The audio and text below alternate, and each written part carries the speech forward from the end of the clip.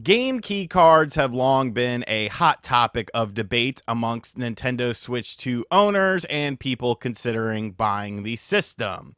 The supposed happy medium between a digital purchase and a full-on physical purchase, game key cards allow you to, of course, download a game from a server with the key card being a sort of activator, and then you have the game on your system, but you have to have the game key card in your system in order to play the game, much like you would a physical version of the game. Now, I have been someone who has seen some of the positives of game key cards, and I definitely don't hate them as much as some people do. There are people out there who won't buy a game on the Nintendo Switch 2 if it is on a game key card, and I think that that's a very short-sighted thing to kind of do, because really at the end of the day, it's about the games, not the way that the games are distributed. You could get into the whole debate of, well, what happens if they take down the servers in 20 years or something like that? And I do think that that is a debate worth having.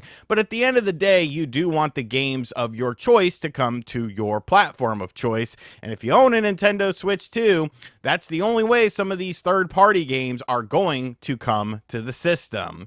But we've been seeing more and more support, I guess you would call it, from game developers about game key cards, usually from larger third parties. Square Enix has pledged devotion to the game key card situation and offered a very interesting statement about the game key cards and why they are using them for their upcoming games, such as Final Fantasy VII Remake Intergrade, and I want to talk about this today. So if this is your first time on the channel, be sure to hit that subscribe button.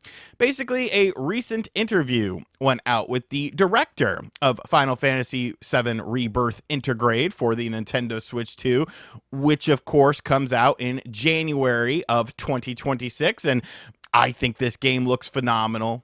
It was a beautiful game on the PlayStation 4. I never played it on the PlayStation 5 with the Intergrade content because I was just playing other stuff at that time. But I genuinely enjoyed Final Fantasy VII Rebirth, and I will be buying this game for the culture, and I will be buying this game to play the Intergrade content.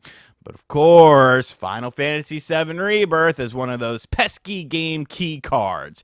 Well, like I said, the director of Final Fantasy VII Rebirth had a few interesting things to say in a recent interview with Gametsu, and I just kind of want to talk about what he had to say here. I do understand why there are a number of people out there who maybe don't like this new format, and I get the reasons why they don't like it. I think it's, in some ways, part of a larger trend that we can't avoid. Physical media is becoming less and less part of the industry, with digital becoming more prevalent on PlayStation, Xbox, and physical PC games being all but extinct. However, he does acknowledge that the user, the fans, and the customers on Switch 2 very much value what's good about physical media. So for that platform in particular, it's going to be an even slower change. The trend is going towards digital. But within that, where the game key card falls into that, I understand why a lot of people don't like this and maybe just want to push back against it. But from a creator's perspective, I kind of think it gives us opportunities to put some games on the Switch too. There are some especially high-end, real high-quality games that require a lot of memory that we probably couldn't put on it without this, as a physical version without the game key card. So, that pretty much is saying something that I have been saying for quite a long time with the game key cards. You have to just go down to the physical distribution of Switch 2 games to kind of look at, how these cartridge sizes are. There is one cartridge size, a 64 gigabyte cartridge. Final Fantasy VII Remake Intergrade is a larger than 64 gigabyte game. I believe the Switch 2 version is around 90 gigs. It's around 90 gigs, give or take a few gigs here or there. I don't quite have the actual specifications on hand right now, but I do know that it is larger than 64 gigabytes. Now, people could sit there and say, well, just compress it.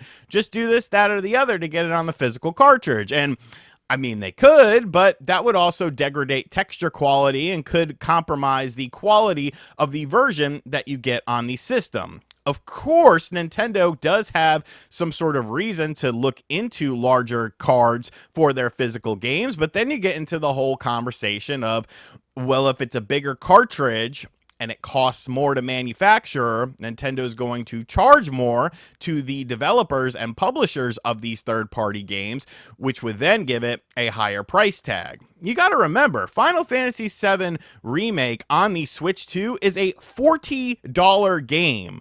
40 bucks, cheaper than many other games on the platform. And if you think that if it had a standard traditional physical version of the game that it would still be $40, like, you're wrong. like that's the nicest way I can say that. You are completely wrong on that, because of course Square Enix would have to make up for it somewhere when it comes to the money side of things. So, it would probably be a $60 version of the game, potentially even $70 when it comes down to it, because of the fact that these game key cards are so much cheaper than the physical cartridges are, which we know are around $17 for a publisher to purchase and then put the game onto the physical cartridge and then distribute it. Now, I do get why people like the physical stuff, and I do think physical stuff is still very important, especially when you're talking about the holiday season, when it comes to, parents and just randos buying games for other individuals for the holidays. Most people aren't buying digital cards and stuff like that. I mean, I guess some of them are, but a lot of them are looking for a storefront sort of thing, something that they can pick up in their hand and look at it and be like, oh, little Timmy and little shithead Jimmy, they'll love this game. So then they, of course, buy the game. But I feel like the game key card kind of does still have that physical presence in a storefront, because it does have a little cartridge. It's just the way that you get the game on the cartridge is kind of a pain in the ass, because little Timmy and little Jimmy will then have to stick their cartridge into their Nintendo Switch 2 and wait for the game to download. But I mean, that's kind of how a lot of PlayStation games are. It's kind of how a lot of Xbox games are that go over the size limitation of the Blu-ray disc. Or, getting into the more important function of it, the games that need to have additional stuff from the hardware of the system in order to run at an optimal level. And that is something that people just seem to keep forgetting. Look at how good Star Wars Outlaws looks on the Switch 2 right now, and they're constantly improving that game. I know when that game came out, people were like, well, why is it a game key card? And then one of the developers of Ubisoft came out and said, well, we needed it for the faster read speeds. And people were like, no, that's malarkey. That's a lie. They're just cheaping out. And it's like, well, wait a minute. What are you basing that opinion on? Because that is just an opinion, at least coming from a developer. Like, you have a little bit more of a reason to believe them. And then especially considering that there is more evidence that if a game has a game key card and it is then put onto the system itself, it does read faster when it comes to loading things, such as with Mario Kart World.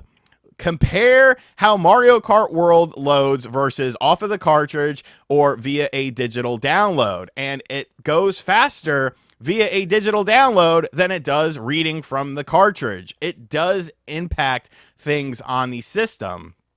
So to me, it's kind of like, I get it. I get it. Physical goods, full ownership of stuff, and I understand that. But I would still rather have the games come to the system than the games not come to the system. I mean, because, to me, I would rather get a game key card or get a digital version of the game than not have the game come to the system because they couldn't do a traditional, physical cartridge. And I just feel like, it's going to take time for people to adopt to this. But I think if the ports are good and the versions of the game are good, like, what do you think is going to happen with Resident Evil Requiem?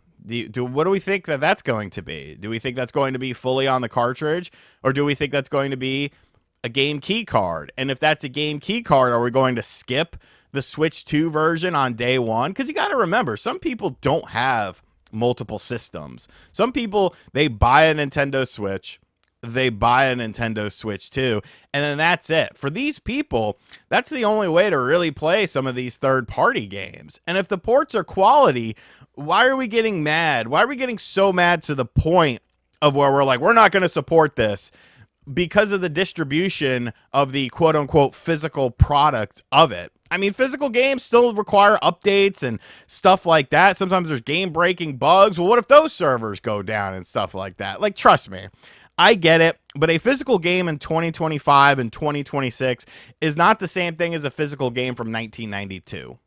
With the game from 1992, as long as that game will read and as long as your hardware will still work and read that game, it's always going to be the same game. But with the whole rise of digital distribution, with the whole sort of thing with updates and patches and stuff like that, like a lot of these things are required in order to get the optimal gaming experience. So if game key cards kind of have to be that middle ground, once again, I would rather have the games than not have the games. And people are free to do whatever they want. They don't want to buy the game because it's a game key card. That's fine. You know, I'm not going to sit here and say that you're crazy, but I will say that you might be missing out on experiences that you might genuinely enjoy and genuinely love and high quality games just because of the way that the game was distributed. And it's going to get worse before it gets better unless Nintendo makes a bigger cartridge.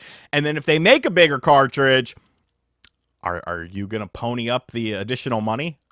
Are you going to pay $70, $80 for a $40 game on another platform because you have it physically? You might, but you are a small fraction of the overall consumer pie when it comes to that. And if that's how you are, that's how you are. But give me some money. If you got, like, if you can spend $30, $40 extra on the exact same game because it's on a physical cartridge, like, throw me some money. Like, what are you doing? You obviously got money to waste. Jokes aside, let me know what you think of this in the comment section down below. A very interesting thing. More and more developers seem to be coming out kind of in favor of game key cards, which I think kind of shifts the narrative and shifts the perspective a little bit. And when you kind of look at all the evidence tied into it, such as faster speeds and of course keeping costs down, I think it's a decent thing at the end of the day. It's not perfect. There are things that can be improved with it, but I would rather have the games than not have the games. And as always, guys, thank you for checking out this video. If you are new to the channel, be sure to hit that subscribe button. Be sure to like, comment, and share. Hit the bell as well. And as always, I'll catch you guys on the next video. Later.